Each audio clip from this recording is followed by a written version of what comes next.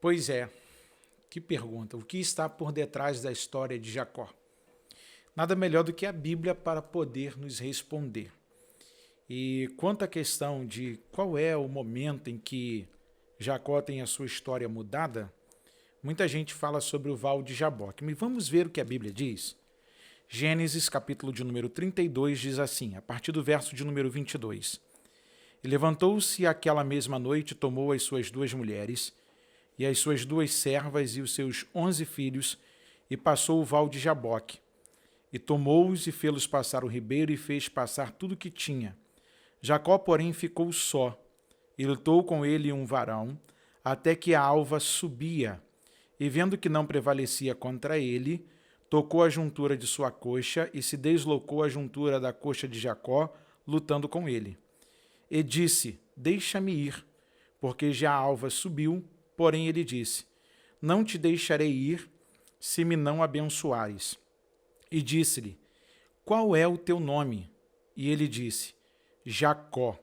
Então disse, não se chamarás mais o teu nome Jacó, mas Israel, pois como príncipe lutaste com Deus e com os homens e prevaleceste. E Jacó lhe perguntou e disse, dá-me, peço-te a saber o teu nome. E disse, por que perguntas pelo meu nome? E abençoou-o ali. Queridos, muita gente fala que aqui há uma teofania. O que seria uma teofania? Theos, Deus, é uma palavra grega. Fania, que traz a designação da palavra forma. Deus pode tomar forma do que quiser para se apresentar, para operar os seus sinais. Todavia, a palavra aqui, hebraica, para este varão, é malar. A palavra malar no hebraico significa mensageiro, o que nós traduzimos por anjo. O grego vai chamar de ângelos, né? Que é a mesma tradução, anjos. Só que muita gente fala que é nesse ponto que a história de Jacó tem a sua mudança, porque na hora que ele está lutando contra o anjo, eu não vou entrar nesses pormenores, porque a minha resposta aqui é papum, é bate-pronto, a gente percebe o seguinte, a gente percebe que Jacó está retornando para a direção do seu irmão, para fazer um concerto com ele, e ele então está com a sua família, e lá no Val de Jaboque, ele agora encontra este ser, que ele vai perguntar qual era o nome de Jacó. A primeira coisa que eu acho curioso aqui é que se fosse Deus de fato ali, Deus não faria pergunta como se não conhecesse quem é que está falando com ele, pois o Senhor conhece todas as coisas. E ele criou todas as coisas, e todas as coisas se submetem a ele. Mas abra sua Bíblia ainda em Gênesis, capítulo de número 35, para a gente poder entender um pouco melhor essa história. Falando de Bíblia, é assim. Gênesis, capítulo de número 35, escrito está, depois disse Deus a Jacó, levanta-te, sobe a Betel e habita ali, faze ali um altar ao Deus que te apareceu quando fugiste diante da face de Esaú, teu irmão. Então disse Jacó à sua família e a todos os que com ele estavam, tirai os deuses estranhos que há no meio de vós, e purificai-vos, e mudai as vossas vestes. E levantemo-nos e subamos a Betel, e ali farei um altar ao Senhor, que me respondeu no dia da minha angústia, e que foi comigo no caminho que tenho andado. Verso de número 9, do capítulo de número 35, falando de Bíblia. E apareceu Deus outra vez a Jacó, vindo de Padã Arã, e abençoou-o. Faça atenção no verso de número 10. E disse-lhe Deus, o teu nome é Jacó. Isso é que é interessante. Capítulo 32, o anjo já não tinha mudado o nome dele? Ah, uma outra coisa para a gente se lembrar aqui. Todo mundo fala que o nome Jacó, que traduziram do hebraico Yaakov, é suplantador, enganador, por conta de algo que aconteceu no seu passado. Mas no seu nascimento, os patriarcas, eles davam nome às crianças conforme eles olhavam também para o seu futuro. Mas há uma ação de Jacó no seu nascimento, junto com seu irmão, que ele nasce agarrado ao calcanhar. E o nome Yaakov, que nós chamamos de Jacó, significa aquele que agarra com força. Se nós fôssemos variar as traduções, nós falaríamos que ele é aquele que não desperdiça a oportunidade que lhe aparece. Então a gente precisa fazer atenção a isso. O nome Jacó não significa enganador. Não diga que ele é enganador por conta de um erro e outro, porque quando ele chega em Betel, que ele dorme, ele sonha, e ele põe uma pedra para ser o seu travesseiro, ele tem um sonho, uma escada que toca da terra ao céu, e a Bíblia vai dizer que no capítulo 28, Jacó vai fazer um voto ao Senhor quando acorda, vai falar ao Senhor, se o Senhor for comigo nessa viagem. Só que o interessante ali que da escada, o nome técnico no hebraico é Sulam. Samer, Lamed e Mem, Sulam.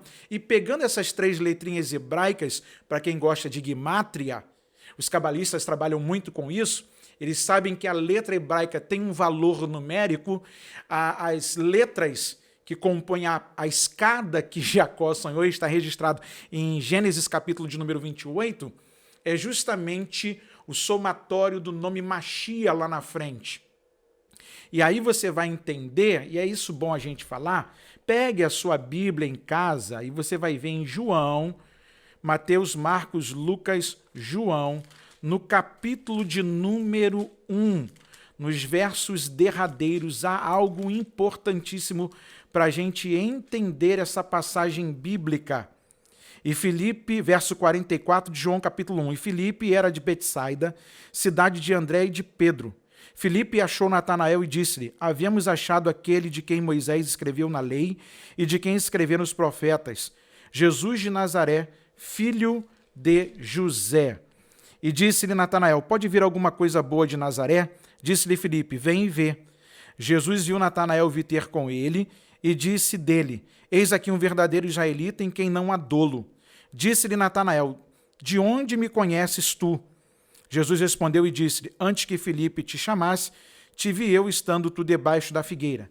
Natanael respondeu e disse-lhe, Rabi, tu és o filho de Deus, tu és o rei de Israel. Jesus respondeu e disse-lhe, por que te disse, vi-te debaixo da figueira, crês? Coisas maiores do que estas verás. E disse-lhe, atente para o verso derradeiro de João capítulo 1, e disse-lhe, na verdade vos digo, que daqui em diante vereis o céu aberto e os anjos de Deus subirem e descerem sobre o Filho do Homem. O que Jacó viu lá em Gênesis 28 foi a revelação do próprio Cristo. Ou seja, dentro dessa resposta eu precisava fazer esse adendo. Por quê? Porque há muitas coisas que se falam de Jacó. Aí no capítulo de número 35, depois que o anjo está lá, naquela conversa com ele, e muda o seu nome, o anjo, vamos colocar assim por dizer, viajar na história. O anjo chega no céu e fala a conversa que teve lá na terra com Deus, Deus já sabia da conversa, e aprove a Deus chamar o Jacó para voltar ao lugar onde Deus aparecera para ele fazer o voto. E quando ele chega lá, Deus olha para ele e diz assim, ó, eu sei que tu já encontrou com o anjo, eu sei que o anjo já mudou o teu nome, mas deixa eu dizer uma coisa para você. Tu és Jacó, hein? Está escrito, irmão. Gênesis capítulo 35. Disse-lhe mais Deus, disse-lhe Deus, o teu nome é Jacó. Só que veja o que diz o versículo ainda. Não se chamará mais o teu nome Jacó, mas Israel será o teu nome. E chamou o seu nome Israel. É interessante você perceber que Jacó teve a sua vida mudada lá em Betel, porque quando ele chega na casa de Labão, Labão troca o seu salário 10 vezes para prejudicá-lo, e isso não muda a forma que Jacó vai trabalhar para Labão. Você vai ver que em tudo parece que a lei da semeadura está perseguindo Jacó, mas estava no programático de Deus, de que Jacó seria o nome no meio dos patriarcas. E não somente isso, que a mudança que seria o ponto de confirmação do Jacó está justamente em Gênesis capítulo 35, porque o anjo, como diz a própria Bíblia, ele é conservo nosso. Eles são mensageiros de Deus que servem à igreja, que estão a favor dos santos de Deus. E aí, quando você olha para o capítulo 35, não há dúvidas que a história de Jacó tem o seu selo de confirmação diante daquilo que o próprio Deus vai dizer para ele, ó, eu te conheço, eu sei as tuas origens, eu conheço os teus traumas, eu sei qual foi o teu passado, mas também tenho algo para fazer no seu presente que vai lhe garantir um futuro de paz. Só que mesmo tendo o nome mudado, quando você vai ler o Salmo 46, por exemplo, você vai ler lá, o Deus de Jacó é o nosso refúgio. Você vai ler as páginas do Novo Testamentário e você vai encontrar, ele é o Deus de Abraão, de Isaac e de Jacó. Dentre os 70 nomes que aparecem para o nome de Deus, você vai encontrar um dos nomes que se relaciona com os patriarcas e você vai encontrar, eu sou o Deus de Abraão, de Isaac e de Jacó. Esta é parte da história dos patriarcas. Enquanto as pessoas acreditam que ali era Deus no capítulo de número 32, não, foi um anjo. No capítulo 35, sim, Deus aparece, muda o seu nome, o autentica, mas mesmo depois de Deus trocar o seu nome, no decorrer da história, ele continua sendo o Jacó, porque o Deus de Abraão e de Isaac também é Deus de Jacó. É Deus que faz a promessa, ele persevera na aliança, mantém a sua aliança e faz cumprida toda a sua palavra sobre os seus. Que Deus assim nos abençoe. Esta é a parte da história de Jacó.